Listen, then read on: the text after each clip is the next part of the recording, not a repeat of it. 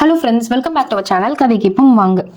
Last எபிசோட்ல author ரத்தன சுருக்கமா அவர் சொன்ன கோட்பாடுகளை பத்தி நமக்கு சொன்னார். இப்போ வாங்க அடுத்த எபிசோடுக்கு போகலாம். உங்களுடைய பழக்கங்கள் எவ்வாறு உங்களுடைய அடையாளத்தை வடிவமைக்கின்றன? மோசமான பழக்கங்களுக்கு திரும்புவது மிக சுலபமானதாகவும் நல்ல பழக்கங்களை உருவாக்குவது மிக கடினமானதாகவும் இருப்பதற்கு என்ன காரணம்? உங்களுடைய தினசரி பழக்கங்களை மேம்படுத்துவதை விட உங்கள் வாழ்வின் மீது அதிக சக்தி வாய்ந்த தாக்கம் ஏற்படுத்துகின்ற விஷயங்களை வெகு சிலவே இருக்கின்றன. ஆனாலும் இப்போது நீங்கள் என்ன செய்து கொண்டிருக்கிறீர்களோ அதையே அடுத்த ஆண்டிலும் இந்நேரத்தில் நீங்கள் செய்து கொண்டிருப்பதற்கான சாத்தியக்கூறு அதிகம் இருக்கிறது. அதைவிட அதிக சிறப்பானதாக எதையும் நீங்கள் செய்யாமல் போவதற்கான வாய்ப்பும் அதிகம் இருக்கிறது. உண்மையான முயற்சியுடனும் ஊக்குவிப்புடனும் கூட நல்ல பழக்கங்களை ஒரு சில நாட்களுக்கு பிறகு தொடர்ந்து தக்க வைப்பது பல சமயங்களில் கடினமானது போல தோன்றுகிறது.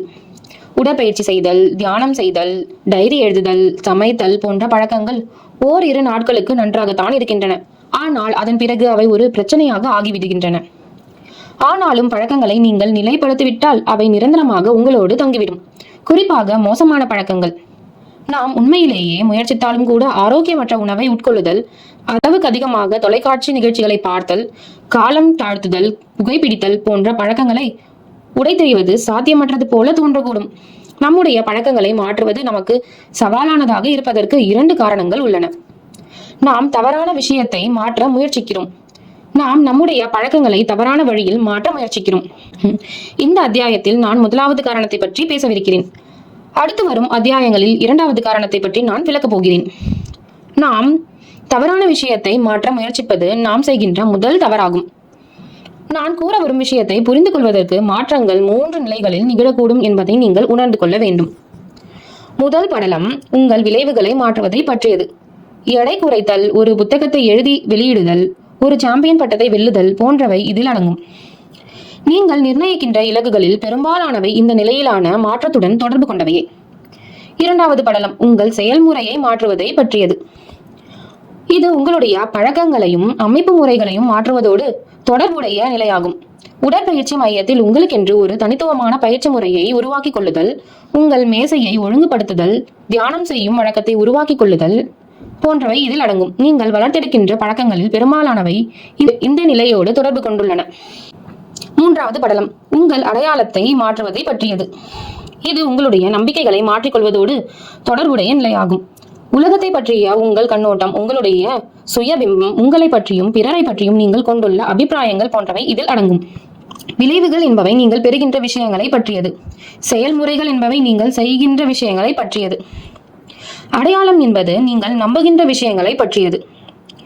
நிரந்தரமாக நீடிக்கக்கூடிய பழக்கங்களை உங்களிடம் வளர்த்தெடுப்பதை பொறுத்தவரை, அதாவது 1% மேம்பாடுகள் தொடர்பான அமைப்புகளை உருவாக்குவதை பொறுத்தவரை மேற்கூறப்பட்ட 3 நிலைகளில் ஒன்று மற்றவை விட சிறந்ததாகவோ அல்லது மோசமானவையாகவோ இருப்பது பிரச்சனையாக இருப்பதில்லை.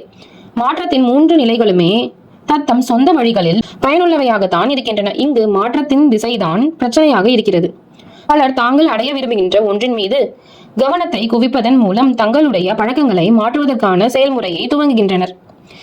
இது விளைவுகளை அடிப்படையாக கொண்ட பழக்கங்களுக்கு நம்மை இட்டு செல்கின்றது.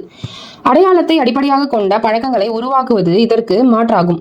இந்த அணுகுமுறையை பயன்படுத்துவதன் மூலம் நாம் யாராக ஆக விரும்புகிறோம் என்பதன் மீது நாம் கவனம் செலுத்த தொடங்கலாம். புகைப்பிடிக்கும் பழக்கம் கொண்ட ஆனால் இனிமேல் தாங்கள் புகைப்பிடிக்க போவதில்லை என்று தீர்மானித்துள்ள 2 நண்பர்களை கற்பனை செய்து கொள்ளுங்கள். முதல் நண்பரிடம் ஒரு சிகரெட் கொடுக்கப்படும் போது, நான் இப்பழக்கத்தை நிறுத்த முயற்சித்துக் கொண்டிருக்கிறேன் என்று கூறுகிறார். இது ஒரு நியாயமான பதில் போல தோன்றக்கூடும். ஆனால் இந்நபர் தான் இன்னும் அப்பழக்கத்தை கொண்டிருக்கும் ஒருவராக தன்னை பார்க்கிறார். இதே பழைய நம்பிக்கையை மனதில் வைத்துக்கொண்டு தன்னுடைய நடத்தையை தன்னால் மாற்ற முடியும் என்று அவர் நம்புகிறார். புகைப்பிடிப்பதை நிறுத்த முயற்சிக்கின்ற 2வது நபரிடம் ஒரு சிகரெட் நீட்டப்படும் போது, மன்னிக்கவும், நான் புகைப்பிடிப்பதில்லை என்று அவர் கூறுகிறார். இது ஒரு சிறிய வித்தியாசம்தான். ஆனால் இந்த பதில் அவருடைய அடையாளத்தில் ஒரு மாற்றத்தை சுட்டிக்காட்டுகிறது. புகைப்பிடிப்பது முன்பு அவருடைய வாழ்வில் ஒரு பகுதியாக இருந்தது. ஆனால் அவருடைய தற்போதைய வாழ்வில் அதற்கு எந்த இடமும் இல்லை. அவர் இனியும் புகைப்பிடிக்கும் ஒருவராக தன்னை அடையாளம் காணுவதில்லை.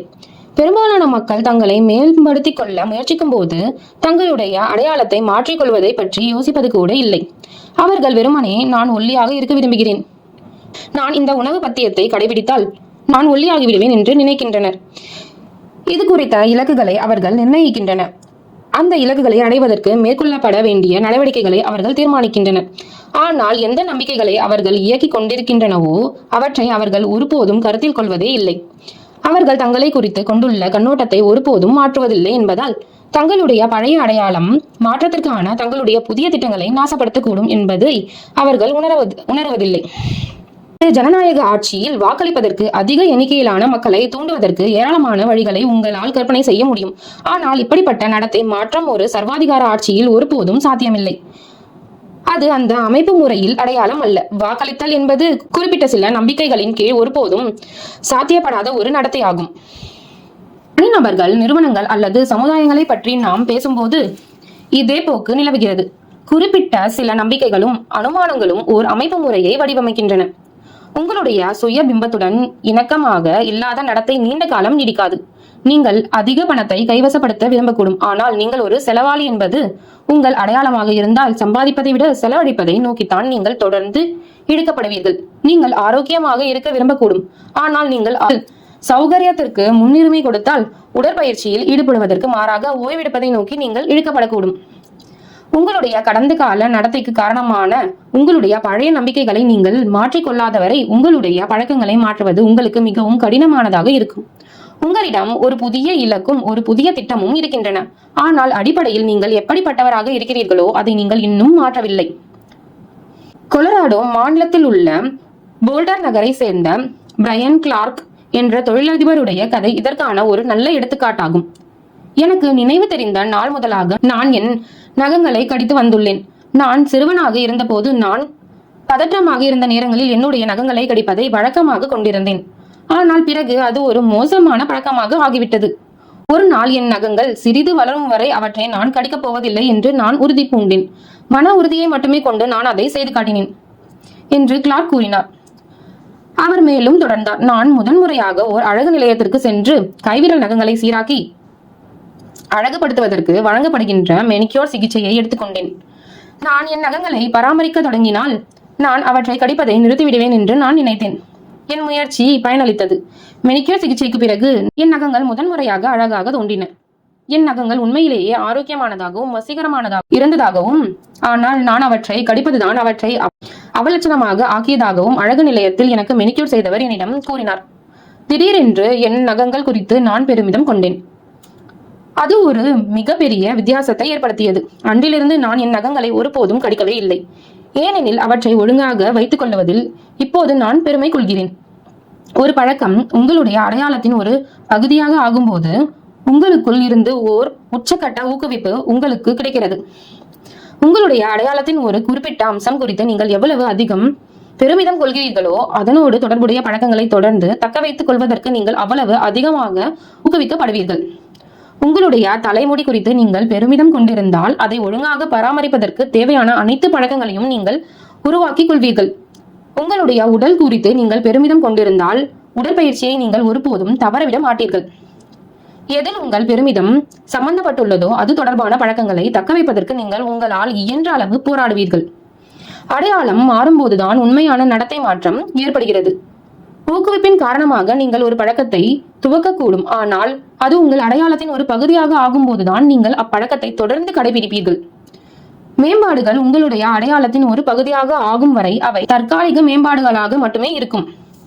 ஒரு புத்தகத்தை படிப்பது உங்கள் இலக்கு அல்ல, மாறாக வாசிக்கும் பழக்கத்தை கொண்ட ஒருவராக ஆவதே உங்கள் இலக்கு. ஒரு மாரத்தான் போட்டியில் கலந்து கொள்வது உங்கள் இலக்கு அல்ல, ஒரு ஓட்டக்காரராக ஆவதுதான் உங்கள் இலக்கு. ஓர் இசைக்கருவியை வாசிக்க கற்றுக்கொள்வது உங்கள் இலக்கு அல்ல, ஒரு இசை கலைஞராக ஆவதுதான் உங்கள் இலக்கு. உங்கள் நடத்தைகள் பொதுவாக உங்களுடைய அடையாளத்தை பிரதிபலிக்கின்றன. நீங்கள் செய்கின்ற எந்த ஒரு காரியமும் நீங்கள் எப்படிப்பட்டவர் என்று நீங்கள் நம்புகிறீர்களோ அதை சுட்டிக்காட்டுகிறது. சரியான காரியத்தை செய்வது சுலபமானது, ஏனெனில் உங்களுடைய நடத்தையும் உங்கள் அடையாளமும் ஒன்றுக்கொன்று இசைவாக இருக்கும்போது நீங்கள் எப்படிப்பட்டவர் என்று நீங்கள் நம்புகிறீர்களோ அப்படிப்பட்டவராக நீங்கள் நடந்து கொள்கிறீர்கள். ஒரு பழக்கத்தை உருவாக்குவதில் உள்ள பிற அம்சங்களைப் போலவே இதுவும் இரண்டு முனைகளை கொண்ட ஒரு வாள்தான். அடையாள மாற்றம் உங்களுக்கு சாதகமானதாக செயல்படும் போது சுய மேம்பாட்டிற்கான ஒரு சக்தி வாய்ந்த ஆற்றலாக அது அமையக்கூடும். ஆனால் உங்களுக்கு எதிராக செயல்படும் போது அது ஒரு சாபமாக ஆகக்கூடும். நீங்கள் ஓர் அடையாளத்தை ஏற்றுக்கொண்டவுடன் அந்த அடையாளத்தின் மீது நீங்கள் கொண்டுள்ள பிடிப்பு மாறுவதற்கான உங்கள் திறன் மீது தாக்கம் ஏற்படுத்தும்படி செய்வது சுலபமானதாக இருக்கும். சிலர் தங்களுடைய அடையாளத்துடன் தொடர்புடைய வழக்கங்களை கண்மூடித்தனமாக கடைபிடித்தபடி வாழ்க்கையை ஓட்டுகின்றனர். ஓரிடத்திற்கு போவதற்கான வழியை கண்டுபிடிப்பது எனக்கு மிகவும் சிரமமான காரியம். அதிகாலையில் எழுவது எனக்கு சாத்தியமில்லை. மக்களுடைய பெயர்களை என்னால் நினைவில் வைத்துக் கொள்ள முடியாது. என்னால் எங்கும் ஒருபோதும் உரிய நேரத்திற்குள் போக முடிவதே இல்லை. தொழில்நுட்பம் எனக்கு சரிப்பட்டு வராது. கணக்கு எனக்கு வரவே வராது. இதுபோல இன்னும் ஆயிரக்கணக்கான வாக்குமூலங்கள் இருக்கின்றன. நீங்கள் ஒரு கதையை ஆண்டு கணக்காக உங்களிடம் கூறி வந்திருக்கும் போது அதை உண்மை என்று நீங்கள் சுலபமாக ஏற்றுக்கொண்டு விடுவீர்கள். காலப்போக்கில் சில குறிப்பிட்ட நடவடிக்கைகளுக்கு நீங்கள் எதிர்ப்பு காட்ட தொடங்குவீர்கள். ஏனெனில் நான் அதுவல்ல என்று நீங்கள் நினைப்பில் உங்களுடைய சுயபிம்பத்தை தக்க வைத்துக் கொள்வதற்கும் உங்களுடைய நம்பிக்கைகளுக்கு இசைவாக ஒரு வழியில் நடந்து கொள்வதற்குமான ஓர் உள்ளார்ந்த அழுத்தத்தை நீங்கள் உணருவீர்கள். நீங்கள் உங்களோடு முரண்பட்டு தவிர்ப்பதற்கான வழிகளை நீங்கள் தேடுவீர்கள். ஓர் எண்ணமோ அல்லது செயலோ உங்களுடைய அடையாளத்துடன் எவ்வளவு அதிக ஆழமாக பின்னப்பட்டுள்ளதோ அதை மாற்றுவது அவ்வளவு அதிக கடினமானதாக இருக்கும். உங்களுடைய கலாச்சாரம் எதை நம்புகிறதோ அதையே நீங்கள் நம்புவதும் உங்களுடைய சுயபிம்பத்தை தூக்கி நிறுத்துகின்ற விஷயத்தை செய்வதும் உங்களுடைய சௌகரியமாக உணர செய்யக்கூடும். அந்த நம்பிக்கையும் செயலும் தவறானவையாக இருந்தாலும் கூட தனிநபர் நிலையிலும் சரி, குழு நிலையிலும் சரி அல்லது சமுதாய நிலையிலும் சரி நேர்மறையான மாற்றத்தை ஏற்படுத்துவதற்கு மிகப்பெரிய முட்டுக்கட்டையாக இருப்பது அடையாளத்தின் முரண்பாடுகள் தான். நல்ல பழக்கங்கள் அறிவார்ந்தவையாக இருந்தாலும் கூட அவை உங்கள் அடையாளத்துடன் முரண்பட்டு நின்றால் நீங்கள் அப்பழக்கங்களை நடைமுறையில் செயல்படுத்த மாட்டீர்கள். என்றேனும் நீங்கள் அதிக வேலை சுமையால் திணறிக் கொண்டிருந்தாலோ அல்லது அளவுக்கு அதிகமாக களைத்து போயிருந்தாலோ உங்களுடைய பழக்கங்களை கடைபிடிப்பது உங்களுக்கு கடினமானதாக இருக்கக்கூடும். ஆனால் காலப்போக்கில் நீங்கள் உங்களுடைய பழக்கங்களை தக்க வைத்துக் கொள்ள தவறுவதற்கான உண்மையான காரணம் உங்கள் சுய பிம்பம் தான். அது உங்கள் வழியில் குறுக்கிடுகிறது. நீங்கள் முன்னேற விரும்பினால் நீங்கள் சில பழைய பழக்கங்களை நீங்கள் விட்டொழிந்தாக வேண்டும். நீங்கள் சிறப்புற விரும்பினால் உங்களுடைய நம்பிக்கைகளை தொடர்ந்து திருத்தி அமைக்க வேண்டும். உங்கள் அடையாளத்தை மேம்படுத்தவும் விரிவுபடுத்தவும் வேண்டும். இது ஒரு முக்கியமான கேள்வியை நம் முன் வைக்கிறது.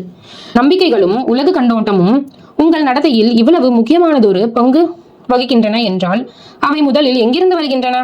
உங்களுடைய அடையாளம் எப்படி உருவாகிறது? உங்களுக்கு சாதகமாக செயல்படுகின்ற உங்களுடைய அடையாளத்தின் புதிய அம்சங்களை எவ்வாறு வலுப்படுத்துவது? உங்களுடைய வளர்ச்சியை தடுக்கின்ற அம்சங்களை எவ்வாறு படிப்படியாக களைவது?